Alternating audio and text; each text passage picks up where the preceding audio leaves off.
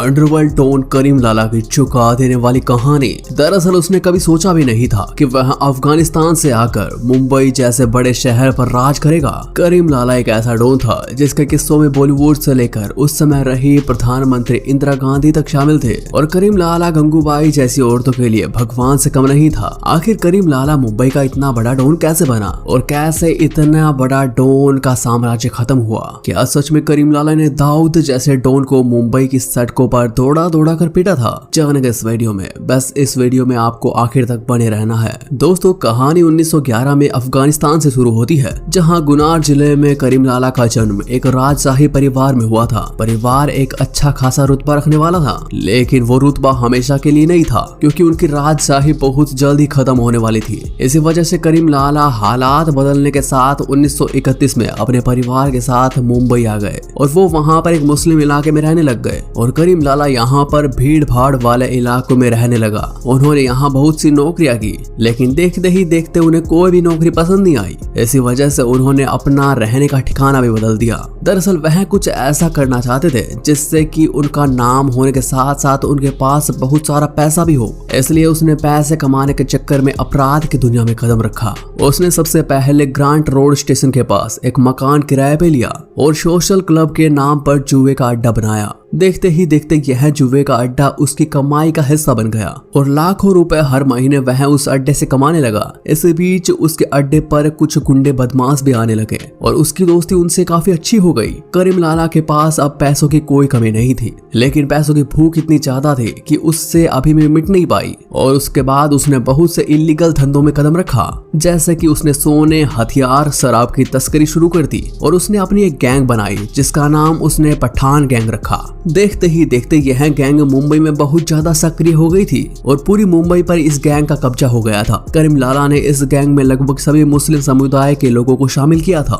इसी कारण मुस्लिम समुदाय के लोग उसे मसीहा मानते थे और इसी तरह देखते ही देखते उसका नाम 1960 तक सबसे बड़े डॉन में आ चुका था और पॉलिटिशियन से लेकर बड़े बड़े व्यापारी तक करीम लाला के नाम से खौफ खाते थे। और इसी डर को कायम रखते हुए करीम लाला ने लगभग 30 सालों तक मुंबई पर राज किया। लेकिन इसी बीच पठान गैंग के साथ साथ वहां पर बहुत सी गैंग पनपने लगी, जिसके बाद तमिलनाडु से आए हाजी मस्तान, वरदराजन और करीम लाला ने मिलकर मुंबई को आपस में बांट लिया और लाला मुंबई पुलिस के लिए एक गैंगस्टर बन चुका था जो पठान गैंग का सुप्रीमो था। और इन सब के बीच मुंबई के डोंगरी इलाके से निकले एक शख्स ने ठान लिया था कि वह मुंबई पर अकेला राज करेगा और इस शख्स का नाम था दाऊद इब्राहिम। और इसी आपसी रंजिश के कारण उसने मुंबई की सड़कों पर दौड़ा दौड़ा कर दाऊद इब्राहिम को बुरी तरह से पीटा था। लेकिन इस बात की कहीं पुष्टि तो नहीं हुई है, लेकिन जब तक मुंबई पर राज करने की बात कही जाएगी तो इस बात को हमेशा याद रखा जाएगा, क्योंकि इस बात को कोई किसी से छुपा नहीं सकता। लेकिन करीम लाला की दरिया दिली की भी मिसालें दी जाती थी और कहा जाता था कि करीम लाला हमेशा जरूरतमंद लोगों की मदद करता है, क्योंकि उससे किसी का दुख देखा नहीं जाता था। और औरतों के लिए तो वह रॉबिन हुड से कम नहीं था, क्योंकि इन्होंने बहुत से जरूरतमंद औरतों की मदद की। जैसा कि आप गंगूबाई पर हुए अत्याचार को ले सकते हैं, जिसके बाद वह भागती दौड़ती हुई करीम लाला के पास आई और उसने मदद की गुहार की थी, जिसके बाद करीम लाला ने उसकी हर प्रकार से मदद की। जिसके बाद गंगूबाई भी करीम लाला की तरह बनना चाहती थी और वह भी जरूरतमंद औरतों की सहायता करना चाहती थी। और वहीं बात करें करीम लाला की हाइट की, तो उसकी हाइट 7 फीट हुआ करती थी और उसकी कड़क आवाज से आदमी की रूह तक कांप जाती थी। लेकिन इसी बीच उनके पैर में एक बार चोट लग जाती है, जिससे कि वो एक काला मोटा डंडा अपने पास लेकर घूमने लगते हैं और यही काले रंग की लाठी उनकी गैंग की निशानी बनी। और ऐसा काला डंडा उनकी गैंग में सभी लोग रखने लगे। और कहा तो ये भी जाता है कि जिस जगह पर वो डंडा रख दिया जाता था तो उस जगह पर करीम लाला का राज हो जाता था और करीम लाला के सिवा वहां पर कोई कदम नहीं रख सकता था।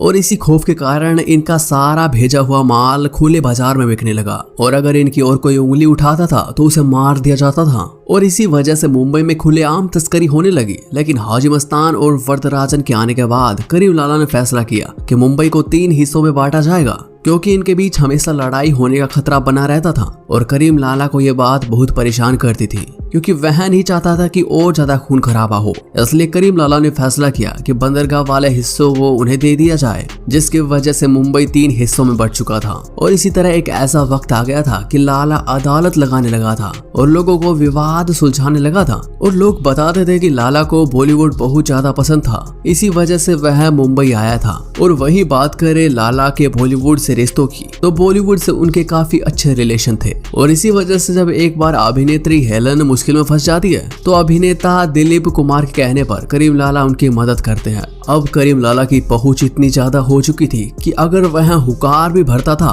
तो भारत की पूरी राजनीति हिल जाती थी। उसके अनेक बड़े बड़े राजनेताओं से संबंध थे और उसके सारे काम एक सीधे फोन से ही हो जाया करते थे।